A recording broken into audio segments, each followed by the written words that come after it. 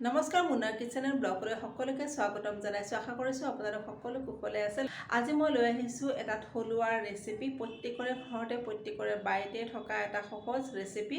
হয়তো আপোনালোকে বহুতেই খাইছে আৰু যিসকলে খোৱা নাই বা খাই পেলাই বেয়া পায়, এবাৰ মই দিয়া পদ্ধতিৰে বনাই পেলাই চাব আৰু চাই কেনেকুৱা পালে মোক কমেণ্ট কৰি পেলাই জনাব।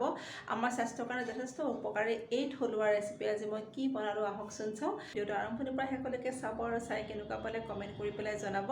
লাইক কৰিব, কমেণ্ট কৰিব, শ্বেয়াৰ কৰিব আৰু যদি চেনেলটো নতুনকৈ আহিছে চেনেলটো ছাবস্ক্ৰাইব কৰি দিব, বেল আইকনটো দবাই দিব। ধন্যবাদ। আজি দুপৰীয়া বনালোঁ এয়া মেচেণ্ডেৰী, কণবিলাহী, কেঁচা জলকীয়া আৰু কেইটামান লৈ লৈছোঁ মই ইয়াত নহৰু। আৰু মেচেণ্ডেৰী আৰু কণবিলাহী হৈছে আমাৰ ঘৰৰে হয়, ঘৰৰ বাৰী। আনপিনে কেৰাহী এখন পাতি দিছোঁ, তাত অকণমান তেল দিছোঁ। তেলখিনি গৰম হোৱাৰ পাছত ইয়াত অকণমান দি দিছোঁ সৰু সৰুকৈ কাটি লোৱা নহৰুখিনি অকণমান আধা ভজা হোৱাৰ পিছত 3টা কেঁচা জলকীয়া দি দিছোঁ। জলকীয়াটো আপোনালোকৰ নিজৰ হিচাপত দি ল'ব পাৰিব।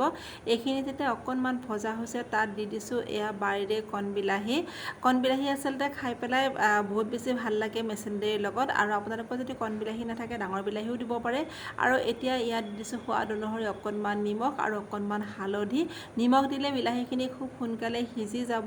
আৰু তাৰপাছত এইখিনি আকৌ ভালদৰে মই লৰাই দিছোঁ। মেচেণ্ডেৰী খাই অৱশ্যে বহুতেই বেয়া পায় গোন্ধটোৰ কাৰণে, কিন্তু আচলতে আমাৰ স্বাস্থ্যৰ কাৰণে ই যথেষ্ট উপকাৰী হয়। এতিয়া বিলাহীখিনি পূৰা সিজি গৈছে, তাত মই মেথুৰি থোৱা এই মেচেণ্ডেৰী পাতখিনিও দি দিছোঁ।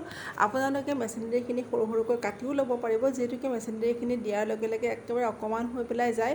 সেইকাৰণে মই কাটি লোৱা নাই বা মই কাটি নিদিওঁ সাধাৰণতে। আপোনালোকে যদি দিব বিচাৰে দিব পাৰে। মোৰ চেনেলত আগতেও বহুকেইটা মেচেণ্ডেৰী শাকৰ এই ৰেচিপি দিয়া আছে। আমি যেতিয়া সৰু আছিলোঁ, পেটৰ অসুখ হয়, অসুখ লাগে বা বদহজম হয়, তেতিয়া মায়ে কেইটামান মেচেণ্ডেৰী পাত আনি কলপাতত দি পেলাই জুইত সেকি দিছিলে।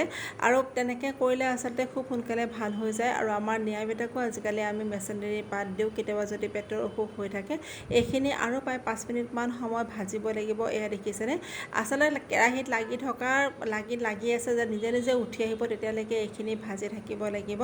আৰু মই সেইকাৰণে আপোনালোকক খুব ভালদৰে দেখাবলৈ চেষ্টা কৰিছোঁ। আৰু এনেকৈ কৰিলে গোন্ধটোও নাথাকিব আৰু নোখোৱা মানুহেও বাৰে বাৰে হয়তো মেচেণ্ডেৰী খাবলৈ ভাল পাব। এয়া 5 মিনিট পিছত দেখিছেনে কেৰাহীৰ পৰা নিজে নিজে উঠি আহিছে আৰু লাগি ধৰা নাই।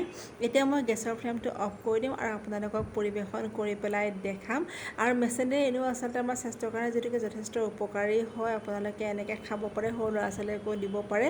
এয়া হৈ গ'ল মেচেণ্ডেৰী শাকৰ থলুৱা এটা ৰেচিপি, খুব সহজতে হৈ যায়। আজি দুপৰীয়া সাজত আছিলে ভাত, মেচেণ্ডেৰী ভাজি, ছজিনা ভাজি, বিন, গাজৰ আৰু সৰু ওলকবি ভাজি, তিলৰ চাটনি, পাপৰ, কণবিলাহী আৰু মধুসোলেং দিয়া দাইল আৰু লগত আছিলে দৈ, মিঠা দৈ। দৈটো মই ঘৰতেই বনাইছিলোঁ। যদি মিঠা দৈ ৰেচিপি লাগে কমেণ্ট কৰি পেলাই জনাব। আন এটা ভিডিঅ'লৈ অতি সোনকালে আহিছোঁ, তেতিয়ালৈকে বাই বাই।